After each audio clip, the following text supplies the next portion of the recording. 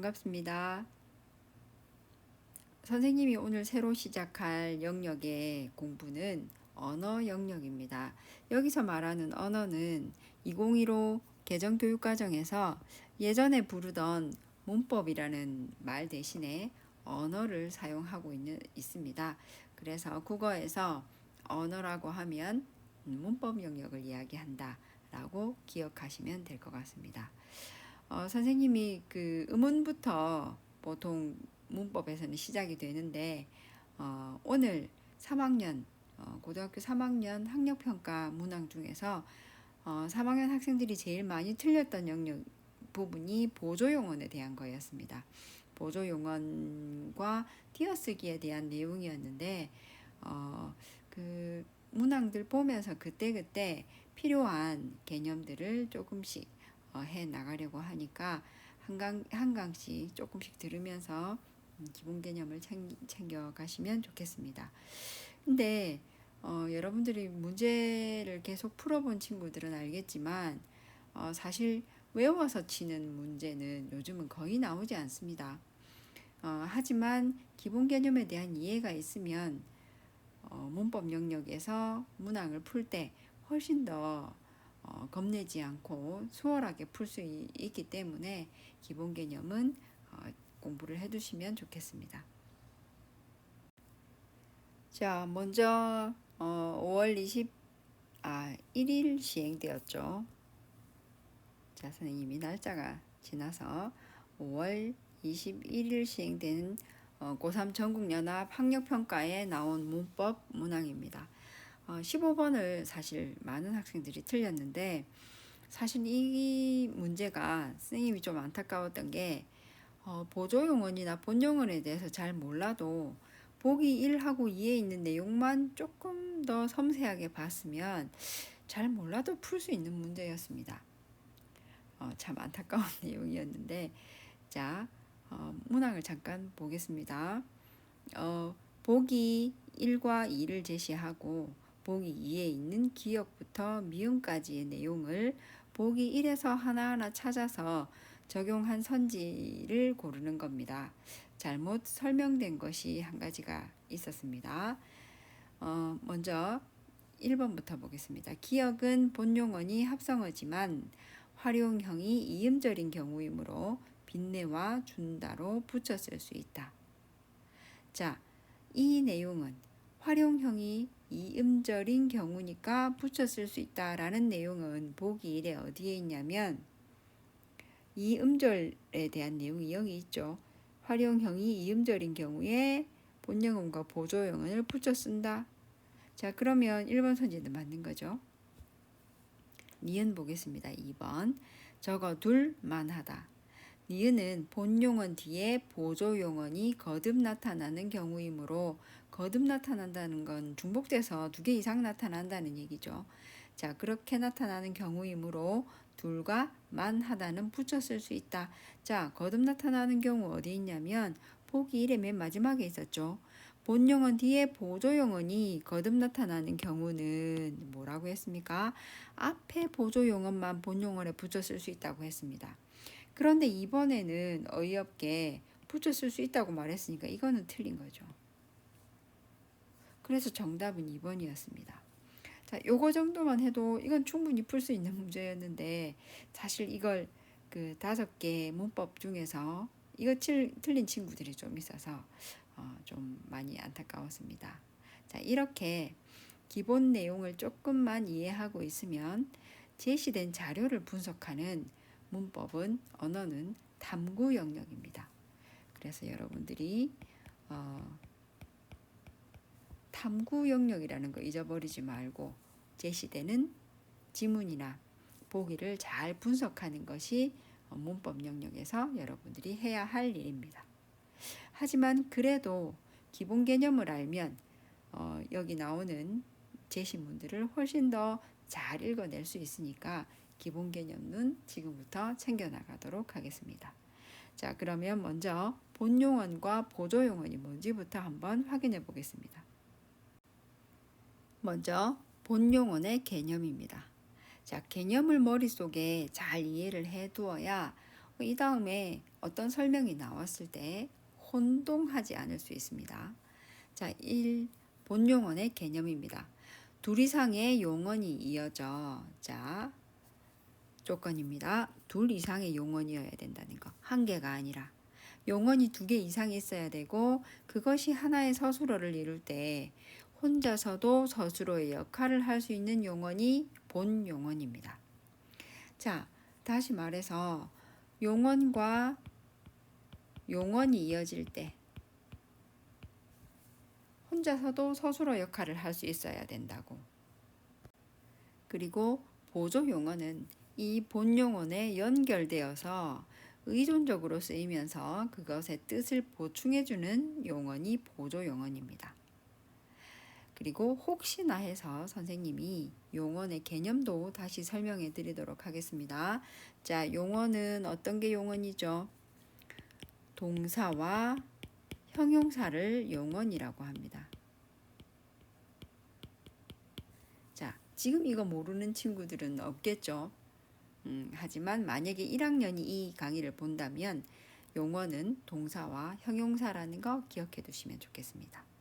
자, 움직임을 나타내는 거, 사물의 상태를 나타내는 거, 이거 2개를 묶어서 용언이라고 합니다. 자, 다시 한번. 본용언은 용언이 2개 이렇게 이어질 때 혼자서도 서술어 역할을 할 수 있는 용언을 본용언이라고 합니다. 보조 용언은 그 본용언에 연결되어서 의존적으로 쓰이고 뜻을 보충해주는 역할을 한다는 거. 자, 개념 잘 챙겨두시기 바랍니다. 자, 본용언과 보조 용언의 예를 한번 살펴보겠습니다. 일이 끝나가다, 접시를 비워버리다, 나는 떡볶이가 먹고 싶다. 자, 아까 본용언, 보조 용언을 본용언 개념 설명할 때 뭐라고 했습니까? 용언이 두 개 이상이 연결되어서 서술어가 이어져 있는 거죠. 용언이 2개가 나와야 됩니다. 그러면 자, 일이 끝나가다에서 용언은 끝나다와 끝나다, 가다 2개죠. 접시를 비워버리다 2개죠. 나는 떡볶이가 먹고 싶다. 자, 용언이 이렇게 2개가 연결되어 있습니다. 그러면 이 중에 한 가지는 본용언일 것이고 나머지는 보조용언이거나 혹은 또 본용언일 수도 있는 거죠. 자, 그런데 앞번에 본용언 개념에서 어떤 내용이 나왔었냐면 자, 서술어가 2개가 연결이 될 때 혼자서도 서술어 역할을 할 수 있는 거라고 이야기를 했습니다. 그러면 자, 여기 이 문장에서 첫 번째 문장에서 주어는 일이죠. 자, 일이 자, 끝나다. 일이 가다. 자, 이렇게 연결했을 때 혼자서도 서술어 역할을 할 수 있는 건 어느 쪽이죠? 일이 끝나다죠. 그래서 앞에 있는 끝나다의 앞부분 용언이 본용언이 되는 겁니다. 자, 접시를 비워버리다도 역시 마찬가지입니다. 자, 접시를 비우다, 접시를 버리다. 자, 버리다도 말이 안 되는 건 아니지만 이 문장의 핵심적인 내용은 접시를 비우다, 접시 위에 있는 어떤 음식을 다 먹었다 아니면 다 치웠다 이런 뜻이죠. 그러면 비워와 버리다 중에서 더 중심된 의미를 가지고 있는 서술의 의미를 가지고 있는 것은 비워가 되는 거죠. 그래서 앞에 있는 것이 본용언이 되고 뒤에 있는 것이 보조용언이 됩니다. 자, 나는 떡볶이가 먹고 싶다. 또 보겠습니다. 자, 주어가 나는 떡볶이가 먹고 싶다. 자, 먹다라는 의미와 싶다라는 게 있을 때, 자, 먹는다는 의미가 더 서술의 의미를 갖고 있는 거죠. 이 문장 전체에서. 그래서 먹고를 본용언이라고 이야기하고 싶다를 보조용언이라고 합니다. 그런데 이렇게 2개 이상의 용언이 붙어 있을 때, 자, 이렇게 2개 이상의 용언이 붙어 있을 때 무조건 앞에 것이 본용언이고 뒤에 거는 보조용언인가? 그거는 아니라는 겁니다. 다른 예문을 보겠습니다. 밥을 먹다 버렸다. 자, 나는 밥을 먹다가 버렸다 이 말이죠. 자, 그러면 앞에 있는 밥을 먹는다라는 의미가 더 강하다면 얘는 본용언에 해당이 되는 겁니다. 그런데 밥을 버렸다. 예를 들어서 먹다가 보니 밥이 뭐 상했거나 해서 혹은 너무 많아서 밥을 버릴 수 있는 거죠. 그럼 이것도 서술어의 역할을 할 수 있는 겁니다. 그러면 이런 경우에는 뒤에 있는 버렸다도 역시 본용언이 되는 겁니다. 자, 그러면 본용언과 보조용언은 어떻게 구별할 수 있는지 구별 방법에 대해서 알아보겠습니다. 자, 대표적인 구별법은 좀 전에 선생님이 한 것처럼 문장의 서술어 자리에 본용언 없이 보조용언 혼자 놓이면 문장이 성립하지 않거나 본래 문장과 의미상 동떨어진 말이 됩니다. 일이 끝나가다에서 일이 끝나다, 일이 가다. 가다는 어색하니까 앞에 있는 끝나다가 본용언이고 뒤에 있는 게 보조용언이 되는 것이죠. 그 다음에 접시를 비워 버리다도 역시 마찬가지입니다. 접시를 비우다, 접시를 버리다. 자, 이렇게 됐을 때 비우다가 중심 의미를 가지고 있으니까 비워가 본용언이 되고 버리다는 보조용언이 되는 겁니다. 자, 이렇게 앞부분에 있는 의미의 핵심적인 부분을 담고 있는 서술어의 역할을 그대로 하고 있는 용언이 본용언이 되고 뒤에 붙는 것은 보조용언이 됩니다. 자, 다른 예를 보겠습니다. 자, 나는 학교에 갔다 왔다. 나는 밥을 먹고 잤다를 보겠습니다. 자, 용언 두 개가 나란히 있죠. 갔다 왔다, 먹고 잤다. 자, 나는 학교에 갔다, 나는 학교에 왔다. 자, 본용언과 보조용언이 어떻게 연결되어 있는지 보이시나요? 나는 학교에 갔다. 학교에 갔다라는 건 서술어의 역할을 하고 있는 거죠. 그래서 갔다는 본용언이 됩니다. 자, 그리고 왔다는 나는 온 거죠. 의미가 통하는 거죠. 자, 그래서 이것도 역시 본용언이 됩니다. 자, 밥을 먹다 서술어의 역할을 하고 있기 때문에 본용언이 됩니다. 그리고 나는 잤으니까 이것도 역시 본용언이 됩니다. 그러면 사진을 찢어 버렸다는 어떻게 되겠습니까? 잠시 생각해 보겠습니다. 위의 문장에서 만약에 내가 사진을 찢어서 버린 거라면, 자, 찢기도 하고 동시에 버리기도 한 거라면 앞에 있는 것은 찢어서는 본용언도 되고 버렸다도 본용언이 되는 겁니다. 그리고 사진을 찍기는 했는데 버린 것은 아니라면, 자, 앞에 있는 찢다는 본용언이 되고 버린 것은 보조용언이 되는 겁니다. 그래서 이렇게 의미에 따라서 뒤에 있는 것이 본용언이 될 수도 있고 보조용언이 될 수도 있습니다. 그런데 이때 구별하기 제일 좋은 것은 선생님이 색깔을 다르게 넣어놨는데, 자, 서를 집어넣었을 때, 어미 서를 넣었을 때 문장 본래의 의미를 갖고 있는지 없는지를 구분하시면 됩니다. 자, 위의 문장에서 서를 넣었을 때 사진을 찢어서 버린 것이 서를 넣었을 때 찢기도 하고 버린 것이기도 한 거면 두 개가 다 본용언이 되는 것입니다. 그런데 2번 문장처럼, 두 번째 문장처럼 내가 찢기는 했지만 버린 것은 아니야. 그러면 서를 만약에 넣었을 때 사진을 찢어서 버렸다 라고 하면 의미가 통하지 않는 거죠.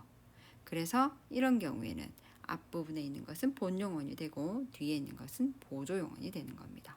자, 다른 문장으로 연습해 보겠습니다. 용돈을 다 써버렸다. 자, 써버렸다. 자, 위에 있는 것처럼 서를 넣어 보겠습니다. 자, 나는 용돈을 다 썼는데 다 써서 버렸다. 서를 넣으면 버렸다가 의미가 통하지 않죠. 용돈을 버릴 수는 없는 거니까.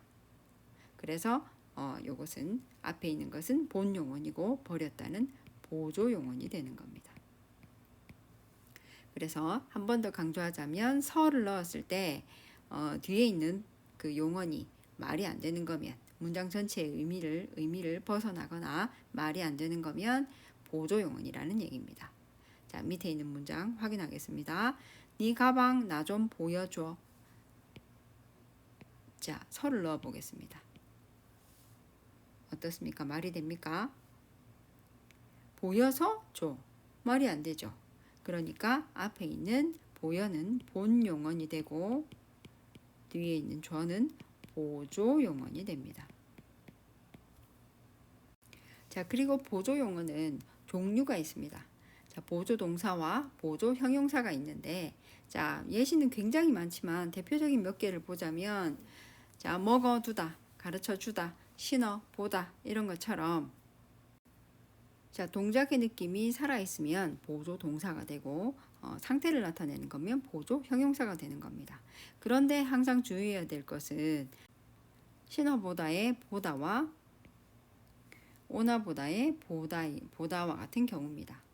자, 이렇게 봤을 때 의미가 신어보다 시도를 뜻하는 경우에는 보조동사가 되고 추측의 의미를 갖고 있을 때는 보조형용사가 된다는 겁니다. 자, 여기까지 본용언과 보조용언의 개념, 그 다음에 본용언, 보조용언 구분하는 방법 두 가지를 공부를 했습니다. 자, 한 번 더 강조하지만 본용언은 둘 이상의 용언이 이어져서 하나의 서술을 이룰 때 혼자서 서술어 역할을 하는 경우에 본용언이라고 합니다. 그리고 보조용언은 그거에 연결되어서 뜻을 보충해주는 용언을 보조용언이라고 한다고 했습니다.